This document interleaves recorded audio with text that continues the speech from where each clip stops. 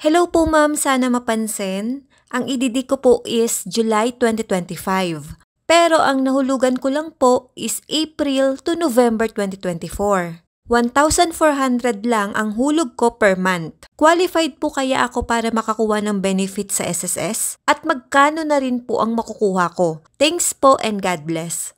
Hi Beb! For today's video, sasagutin natin yung question ni Beb James. Beb, kung ang ADD mo ay July 2025 at para malaman kung ikaw ay qualified sa maternity benefits, exclude natin ang semester contingency mo na mula April 2025 to September 2025. Now, ang magiging qualifying months mo ay mula April 2024 to March 2025.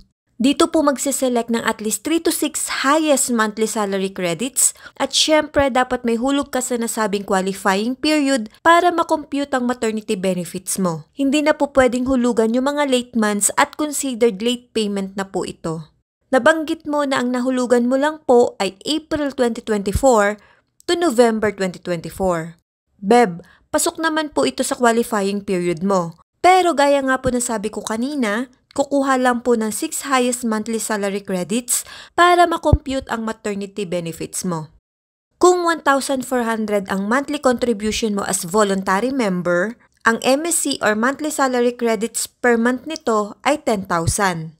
Then, i-add natin yung 6 highest monthly salary credits within 12-month period bago ang semester ng iyong panganganak for the total of 60,000.